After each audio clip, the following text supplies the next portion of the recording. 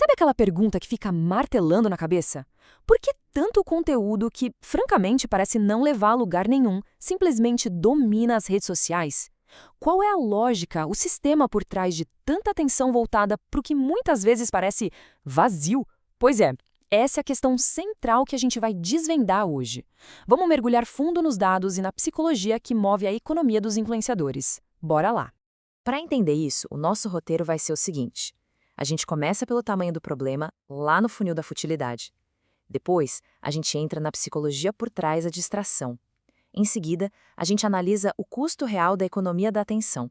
E para fechar, vamos explorar duas estratégias bem diferentes para tentar virar esse jogo. Uma mais pragmática e outra, digamos, mais filosófica. Bom, para começar, vamos colocar as coisas em perspectiva.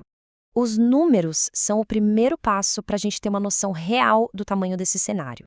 E a primeira pergunta é essa, né? A gente está falando de um nicho pequeno ou de um verdadeiro oceano de conteúdo? A resposta, olha, pode surpreender. Olha esse número, 2,1 milhões. É muita gente. Essa é a projeção do total de pessoas que vão trabalhar profissionalmente com criação de conteúdo digital no Brasil em 2026. Mas o ponto-chave é que esse poder de influência não é nem um pouco dividido de forma igualitária. E aqui a gente vê o tal do funil em ação. A grande maioria, 97%, são os chamados nano e micro-influenciadores. Só uma fatia minúscula, 3%, passa da marca de 100 mil seguidores. E é essa galera que concentra quase toda a atenção. É o topo dessa pirâmide que, no fim das contas, dita as regras do jogo. E quando a gente olha para o que esse topo da pirâmide produz, a coisa fica ainda mais clara. Cerca de 80% do conteúdo deles foca em estilo de vida e entretenimento, justamente as categorias que muita gente associa à futilidade. Só 20% se dedica a um conteúdo mais educativo ou, vai lá, útil. Fica bem óbvio que tipo de conteúdo o sistema está recompensando. Certo. Então, a gente já viu o quê. Agora vamos tentar entender o porquê. Por que esse tipo de conteúdo consegue ser tão magnético? A resposta, na verdade, está dentro da nossa própria cabeça. Existe um conceito-chave para entender isso: a relação parasocial. Muitos influenciadores, na real, não vendem um talento específico, como música ou arte. Eles vendem acesso. Acesso à vida deles. Ao mostrar o dia a dia, eles criam uma ilusão de proximidade, quase como uma amizade. E é essa confiança, essa sensação de conhecer a pessoa que eles monetizam. Então, a troca é essa. A percepção é de que se está comprando uma conexão, uma amizade. Mas a necessidade psicológica que está sendo preenchida, na verdade, é outra. É a busca por um escape. Uma espécie de anestesia para o cansaço e para as dores do dia a dia. É exatamente aqui que entra a metáfora do fast food mental. Pensa só. Depois de um dia longo, exaustivo, o cérebro não quer um banquete super nutritivo que exige esforço para digerir. Ele quer algo fácil, rápido, que não demande reflexão. É isso que esse conteúdo oferece. E essa psicologia toda é explorada de um jeito bem predatório em esquemas como o famoso jogo do tigrinho. Eles usam 3 gatilhos mentais poderosíssimos. Primeiro, a ganância, que explora a necessidade financeira real das pessoas. Segundo, a prova social, aqueles prints de ganho, sabe? Para criar o efeito, se ele consegue, eu também consigo. E terceiro, a recompensa variável, que vicia o cérebro na incerteza, liberando dopamina até quando se quase ganha. Ok, agora vamos mudar o foco e analisar o motor econômico que alimenta tudo isso. Um sistema bem cínico, onde o mérito, seja intelectual ou ético, muitas vezes acaba perdendo feio para métricas de engajamento.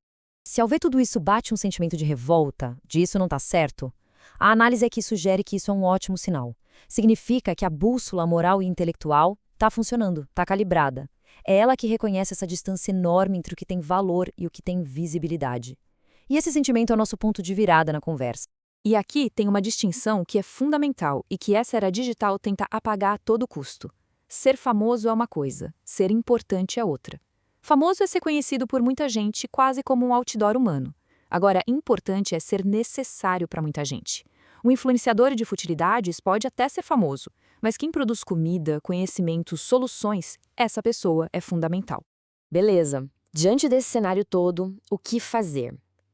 A primeira abordagem que a gente vai ver é bem pragmática. É a estratégia que estão chamando de cavalo de Troia. A ideia é usar a estrutura e o alcance que ele já tem para injetar um conteúdo com mais substância.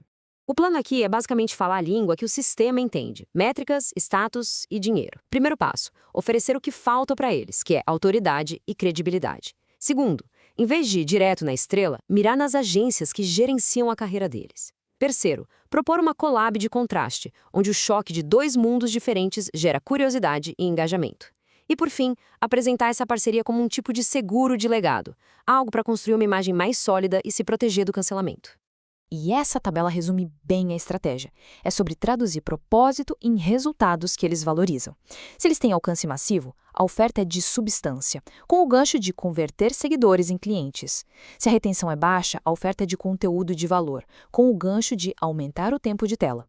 E se a imagem está meio suja por causa de apostas, a oferta é de ética e propósito, com o gancho de limpar a barra com projeto social.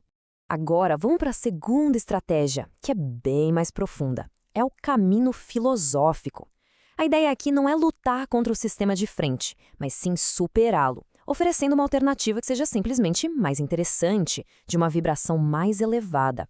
Isso tudo se baseia no princípio da polaridade. De um lado do eixo, a gente tem a mente passiva, hipnotizada, que só reage emocionalmente e busca a dopamina fácil com o subconsciente totalmente aberto. Do outro lado, a mente ativa, liberta, que age de forma consciente, buscando propósito e usando a razão como filtro.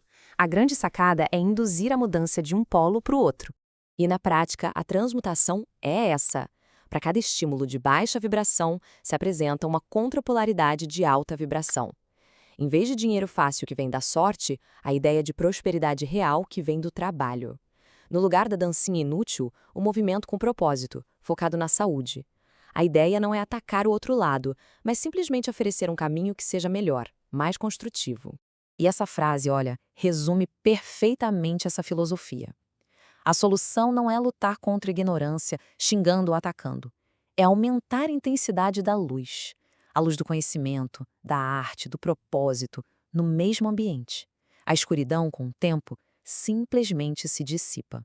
E a gente termina com essa reflexão. Na economia que a gente vive, tanto na internet quanto fora dela, qual é a moeda que a gente realmente está tentando acumular? É a atenção, que é super volátil, passageira, ou é a importância, que é duradoura e fundamental? A escolha que cada um faz define não só o conteúdo que se consome, mas o tipo de mundo que a gente está construindo.